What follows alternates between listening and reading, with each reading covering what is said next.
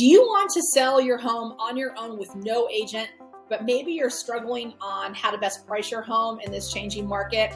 Well, in the next 4 minutes, I'm going to unveil the secrets to accurately pricing your home by pulling the best comparables and then making the right adjustments so that those match your property's unique features. So you can say goodbye to all the uncertainty and say hello to pricing your home with confidence in this current market. And stick around because I've got a special gift for you. Just comment "Price It Right" below this video and I'll give you exclusive access to my tailor-made pricing calculator and my step-by-step videos where I walk through all this in detail, and it's completely, absolutely for free. So for those of you who haven't met me yet, my name is Wendy Atherton and I am your trusted for sale by owner marketing expert. I have extensive experience in marketing hundreds of homes online, and I've generated hundreds and thousands of buyer leads. I've empowered countless owners just like you to sell their homes independently, saving money and forgoing the stress of hiring a real estate agent.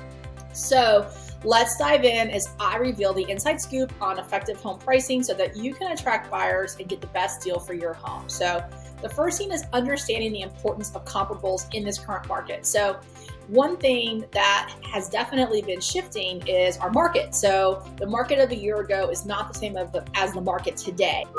A little bit of, well, not a little bit, a big stalemate, right? So sellers aren't selling as much, buyers aren't buying as much.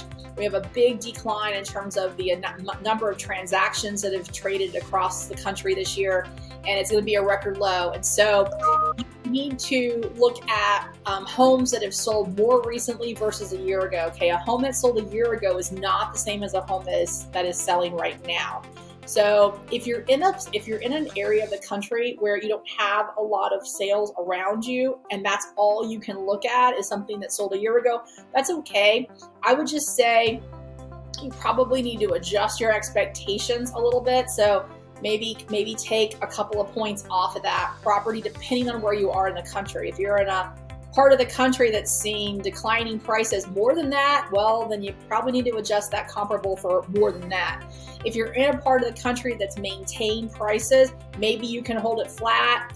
But I'm just telling you, a year ago is not the same as the world is right now in terms of where we are. So when you go to run comparables, you want to run comparable homes. And when I say comparable, size-wise, plus or minus 15% is a pretty good threshold. So if you're in a 2,000 square foot home, you don't want to be comparing yourself to 4,000 square foot homes or 1,000 square foot homes, right? So you want to be within like a 15% range. That's a pretty good rule of thumb. And if you're lucky enough to have a lot of homes around you that have sold, then I would say then you start to want to narrow it down by lot size. So if you're on a 1 acre piece of property, comparing, yourself to 1/4 acre doesn't really make a lot of sense. If you have a home that was built in, 1962, comparing it to homes that are, new construction doesn't make any sense. Okay. So you want to try to whittle down your sample size so that it's relevant, but not so small that you only are comparing you don't want to price your house off of one house, right? So you want a good sample size.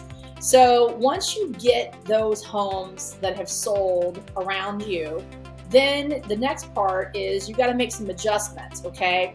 And this doesn't have to be super complicated at all. And again, if you comment below, I'll send you my calculators and all my instructions.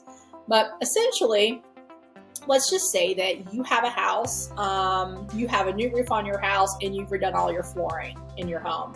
And another home sold down the street from you, and it's about the same size, pretty close in age, original roof, floors are a mess. Okay, well, let's say that home sold for $200,000. Take that $200,000.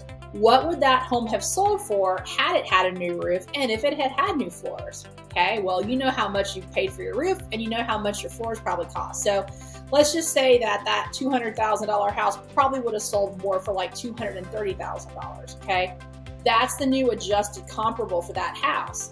So now you're going to compare your house to that house that sold for $230,000. Okay, and then you're going to do the math to divide it and look at your price per square footage and all those things to figure out a reasonable spot for how much your home is worth now. So if, again, this isn't an overly complicated process. the best part of this, the most important part of this, is really getting the best comparable subject property. Subject property is your property. Comparable properties are the ones you're looking at to make sure that you're doing this analysis the best way.